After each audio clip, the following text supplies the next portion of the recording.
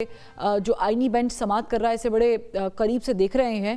آج بھی بہت سارے کوسچنز ریز ہوئے ڈیورنگ ڈسکشن. مجھے یہ بتائیے گا کہ آپ کو لگتا ہے کہ یہ آئینی بینچ جو ہے وہ ملٹری کورٹس میں سویلینس کی سزا کے خلاف کوئی فیصلہ دے سکتا ہے, روک سکتا ہے, یا پھر ان کے حق میں فیصلہ آ سکتا ہے ڈیٹیلڈ میں؟ توقع تو اتنی نہیں کی جا رہی کہ یہ آئینی بینچ ان مفادات کے خلاف ووٹ دے گا جن کے ذریعے وہ خود معرض وجود میں آیا ہے یہ بینچ. لیکن اس پہ جو آبزرویشنز آ رہی ہیں وہ بڑی حوصلہ افزا ہیں, کیونکہ میں تو کھل کے واضح طور پہ اپنے تئیں بھی ایک وکیل کے طور پہ, ایک پاکستانی کے طور پہ اور ایک قانون دان کے طور پہ, قانون کے طالب علم کے طور پہ اس بارے میں مجھے تو کوئی شک ہے ہی نہیں میرے ذہن میں کہ سویلین کا ٹرائل نہیں ہو سکتا فوجی عدالت میں. اور یہی ابھی تک جو قانون, ابھی تک جو law declared by the Supreme Court ہے وہ اس 5 ممبر بینچ کا ہے جس سے اپیل یہ آئی ہے. اس بینچ کے جو نتائج تھے, جو نتائج نکلنے تھے اس بینچ کے اس ورڈکٹ سے, اس فیصلے سے, ان کو فار دی ٹائم بینگ فی الوقت سپریم کورٹ کے لارجر بینچ جو یہ کانسٹیٹیوشن بینچ ہے 7 ممبرز کا, انہوں نے اس کو معطل تو کر دیا ہے کہ اس کے نتائج جو نیچرلی نکلنے چاہیے, فطرتاً نکلنے چاہیے, ان کنکلوژن کے ان جو آپ کہیے ان فیصلوں کے کہ یہ انہوں نے کنکلوڈ کر لیا ہے, یہ اس رائے پہ ہیں وہ 5 ممبر بینچ, اکثریتی رائے یہ تھی کہ یہ سویلین ٹرائی نہیں ہو سکتے. اب یہ جو نتیجہ نکلا ہے اس پہلے 5 ممبر بینچ کے فیصلے سے وہ برقرار ہے, وہ اس کو ختم نہیں کیا گیا. اس نتیجے پر جو عمل درآمد ہونا تھا وہ معطل کیا گیا ہے, روکا گیا ہے کہ ان کی سزاؤں پہ وہ نہیں ہو سکتا, عمل درآمد نہیں ہوگا. لیکن یہ نتیجہ جو ہے, یہ جو فیصلہ ہے جن معاملات پر مبنی اور اصولوں پر مبنی اور جن تشریحات پر مبنی یہ وہ فیصلہ دیا گیا ہے, وہ تشریحات بھی وہی ہیں, وہاں فیصلہ اور کنکلوژن بھی وہی ہے کہ لاء میں ابھی تک سپریم کورٹ کا جو فیصلہ ہے وہ یہ ہے کہ وہ 5 ممبر بینچ کا فیصلہ وہی برقرار ہے in respect of the conclusions that it draws. اور وہ کنکلوژن یہی ڈرا ہوتی ہے کہ وہ سپریم کورٹ کی کہ ایسا ہرگز نہیں ٹرائل ہو سکتا سویلین کا اس ملٹری کورٹ میں. اب اس پہ جو آج کی آبزرویشن تھی جج صاحبان کی, خاص کر مسرت ہلالی صاحبہ کی اور مندوخیل صاحب کی اور افغان صاحب کی, وہ بڑی ہی پازیٹیو تھی ہمارے لیے. میں نے کہا میں یہ دل سے اور ضمیر سے اور ہر لحاظ سے اپنی عقل سے تشریح کرنے کی جو طالب قانون کو عادت ہوتی ہے اور جو ان کے ذہن میں روایت بنی ہوتی ہے, ان کے حوالے سے میں اس بات پہ بالکل مطمئن اور کنونسڈ ہوں کہ سویلین کا ٹرائل نہیں ہو سکتا بائی اے ملٹری کورٹ.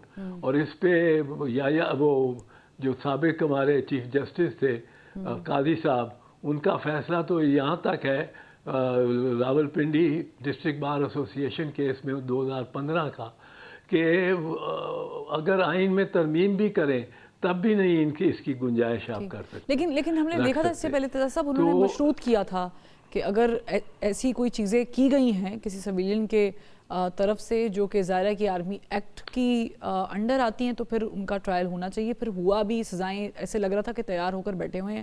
پھر جن کی معاف ہونی تھی ان کی معاف بھی ہوئی. آپ کو یاد ہوگا ڈی جی ISPR نے پریس کانفرنس کر کے پریسر دے کر یہ بتایا تھا کہ ہم نے تمام لوگوں کو حق بھی دیا ہوا ہے, وہ کراس چیک بھی کر سکتے ہیں, وکلا بھی ہائر کر سکتے ہیں, کیس بھی لڑ سکتے ہیں, پھر اس کے بعد کچھ لوگ جو ہیں جن کی سزائیں بہت کم عرصے کے لیے ہوئی تھیں ان کو رہائی بھی ملی ہے. ایک اور پوائنٹ بڑا امپورٹنٹ ہے اعتزاز صاحب, اپارٹ فرام دس آپ کو یاد ہوگا وہ آج بھی بلکہ ڈسکشن میں آیا ہے یہ ایف بی علی والا کیس کہ جنہوں نے کوپ کرنے کی کوشش کی تھی اور وہ پھر بعد میں ان کو ریٹائرمنٹ کے بعد استعفیٰ لینے کے بعد ریٹائر ہونے کے بعد ان کا ٹرائل بھی ہوا تھا. اب یہ ایک طرف تو یہ کہا گیا ہے کورٹ میں اور یہ ہماری عقل بھی کہتی ہے, آپ بہتر بتا سکتے ہیں, کہ کیونکہ انہوں نے سرو کیا تھا تو ان کی سزا بنتی تھی, جسٹ لائک فیض حمید کا ٹرائل ہو رہا ہے یا ان پہ چارج شیٹ ہوا ہے. بٹ عمران خان کا جو کیس ہے that suppose to be under ATC, کیا کوئی ایسی چیز ہو سکتی ہے اس آئینی بینچ کی طرف سے کہ عمران خان صاحب کے کیس کا تعین بھی پھر جو بھی اس کا فیصلہ ہے وہ پھر ملٹری کورٹ میں چلا جائے ATC کے بجائے؟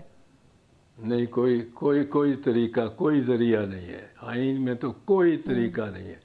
اور جیسے میں نے کہا قاضی صاحب کا تو یہ ویو رہا ہے کہ آئین میں ترمیم کر کے بھی کوئی ذریعہ نہیں ہے, اور ایسی کوئی ترمیم ہوئی نہیں جس سے سویلینز کو ماتحت کر دیا جائے فوری طور پہ فوجی عدالتوں کے.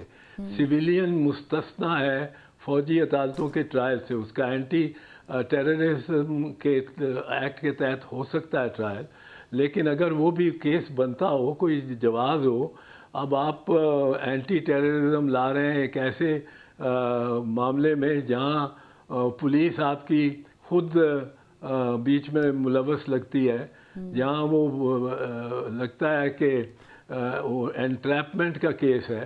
وہ کس طرح انٹریپمنٹ کا کیس ہے کہ میں پوچھتا ہوں ایک ہی سوال آئی جی صاحب سے, ایک ہی سوال کہ آپ کے کتنے تھانوں میں, یہ پنجاب کے آئی جی, کتنے تھانوں میں یہ اوفینس ہوا؟ وہ کہیں گے 12 تھانوں میں سے کوئی تھانے دار بھاگ کے پہنچا وہاں کہ یہاں آگ لگ رہی ہے, کور کمانڈر کے ہاؤس پہ آگ لگ رہی ہے, کوئی فائر بریگیڈ پہنچا, کوئی فوجی لیکن دستہ ایسے میں پہنچا؟ اگر فیض حمید صاحب کی طرف سے چیزیں سامنے آ جاتی ہیں, ہم تو صرف ایک قیاس کر رہے ہیں نا, اور اگر یہ لنک کر دیا جاتا ہے عمران خان کے ساتھ تو پھر بھی آپ کو لگتا ہے کہ نہیں ہوگا یہ؟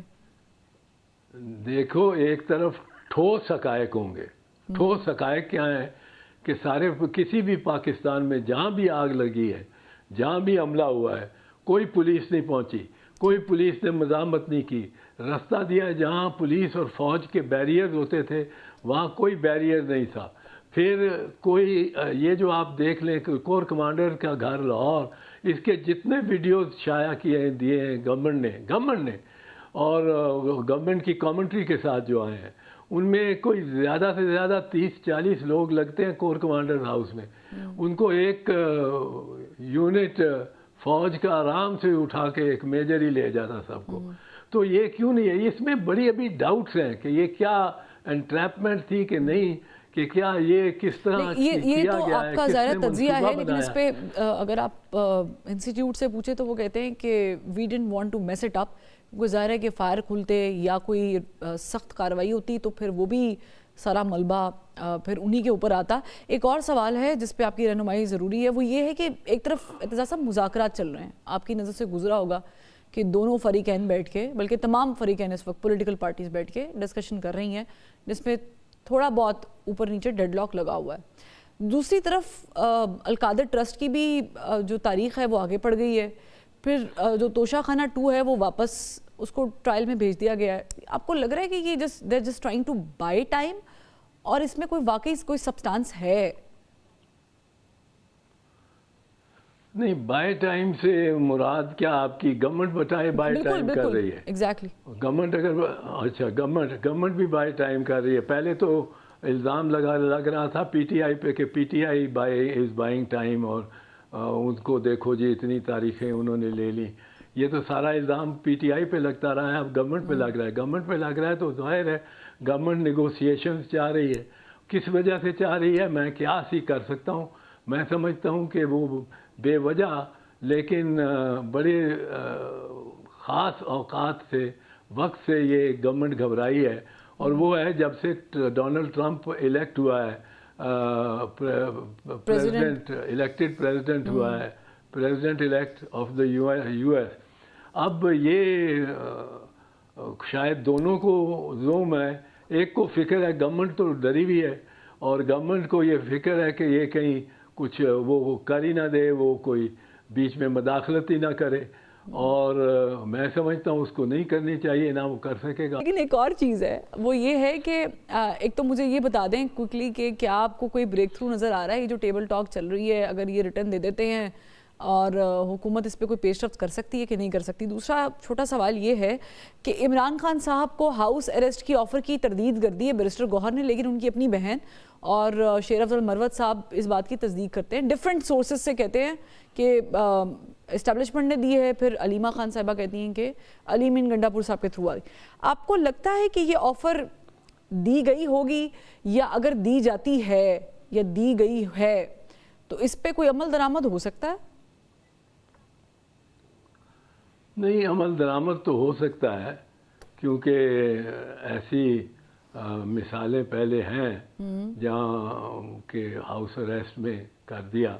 ये तो उसकी जो है एग्जेक्टिव की बिल आखिर स्वाबदीद है, पर इससे शायद इमरान खान को नुकसान ज़्यादा हो बनिस्बत उसके फ़ायदे के। और ये नहीं मुझे मालूम, ये इनमें कन्फ्यूजन तो बहुत है, क्योंकि वो बंद है और उसको कोई एक बंदा मिलने जाता है, कभी दो बंदे मिलने जाते हैं, वो पैगाम एक देता है, वो दो देखा। वो आपने सुना है ना कि एक कागज़ की पर्ची पे यूं सर्कल में बैठे हुए लोग, एक कान में कहता है चाइनीज विस्पर की बात कर रहे हैं, आज चाय पीनी है, चाइनीज विस्पर की, वो उधर से बात हमने चाय पीनी है तो उधर से वापस आती है, यहाँ तो उनको होता है कि वो बिल्कुल ही उल्टा कुछ और, हमने वर्जिश करनी है, वो निकला होता है। तो वो चाइनीज़ विस्पर होते हैं, ये अडयाला में विस्पर में ही बात करने होते होंगे ताकि कोई सुने ना। सुन तो ये सब कुछ रहे होंगे, ये तो हो नहीं सकता कि वो सुने ना हर बार, पर वो चाइनीज़ विस्पर की तरह बाहर आता है, तो कोई एक कह रहा होता है बात, कोई दूसरा कह रहा होता है, उसमें कन्फ्यूजन तो फैलती है। बट मुझे जो आप समझते हैं कि इमरान खान साहब को ऐसी ऑफर तो ले लेनी चाहिए? कौन सी ऑफर? अगर हाउस अरेस्ट की ऑफर है खान साहब के पास तो उनको ले लेनी चाहिए। खान साहब के इतने और कैदी हैं साथ के, उनको शायद रद्द अमल ज़रा ठीक सा ना मिले। उनको खान साहब की हालात जो हैं वो कितने बुरे हो सकते हैं, बहुत बुरे किए। जब उन्होंने 5 दिन बत्ती बंद रखी, ये वो कर बैठे हैं वो गवर्नमेंट, और उन्होंने देखे हैं कि वो टूटा नहीं, तो अब उसको, मेरा तो ख्याल नहीं कि उसको ये कुछ मांगना चाहिए। आसिफ जरदारी ने 9-10 साल गुजारे, मांगा नहीं, वो भी ट्रांसफ़र होते रहे अस्पताल में, हाउस अरेस्ट में कभी नहीं हुए। पर लेकिन ये मेरा नहीं ख्याल इसका कोई फ़ायदा होगा इमरान को इस जगह से उधर जाने का।